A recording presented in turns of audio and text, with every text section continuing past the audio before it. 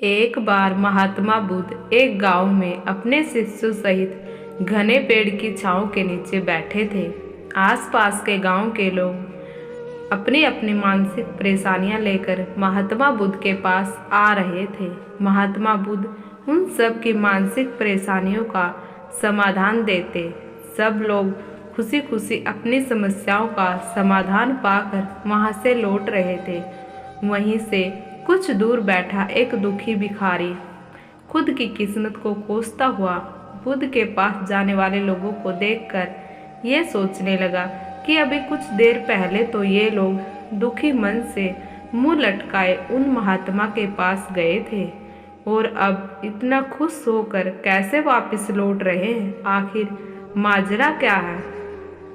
जरा मैं भी जाकर देखूं कि वो महात्मा ऐसा कौन सा खजाना बांट रहा है इन लोगों को जो इनके चेहरे खुशी से लाल हो गए हैं। जब वो दुखी भिखारी कुछ नजदीक गया तो उसने देखा कि ये महात्मा तो लोगों को प्रवचन देकर लोगों के दुख का निवारण कर रही है।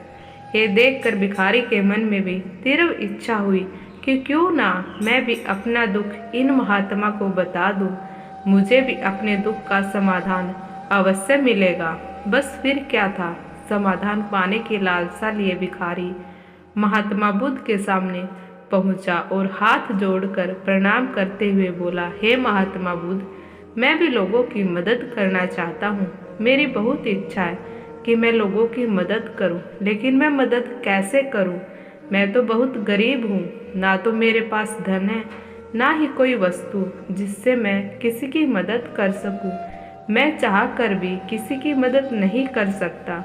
मुझे भगवान ने इतना गरीब क्यों बनाया? हे महात्मा, मुझ पर भी कुछ कृपा करो। इतना बोलते हुए भिखारी रोने लगा। महात्मा बुद्ध बोले, तुम बहुत अज्ञानी हो, क्योंकि तुम अब तक इस भ्रम में जी रहे हो कि तुम्हारे पास कुछ नहीं है, जबकि दूसरों को कुछ देने के लिए तुम्हारे पास बहुत कुछ है। तुम बिना धन और वस्तु के भी दूसरों की मदद कर सकते हो। तुम्हारे पास जुबान है जिससे तुम मीठे शब्द बोलकर किसी के दुखी चेहरे पर मुस्कान ला सकते हो। इन्हीं शब्दों की ताकत से तुम किसी के भी टूटते हौसलों को फिर से मजबूत कर सकते हो। इन्हीं शब्दों की ताकत से तुम किसी के भी मन में सकारात्मक विचारधारा के बीज बोकर उनको गलत रास्ते पर जाने से रोक सकते हो। तुम्हारे पास दो हाथ हैं जिससे तुम किसी भी कमजोर और लाचार की मदद कर सकते हो। तुम्हारे पास दो आंखें हैं जिससे तुम किसी अंधे को रास्ता दिखा सकते हो। तुम किसी के लिए दुआ कर सकते हो सकता है तुम्हारी दुआ से किसी के बिगड़े काम फिर से बन जाए।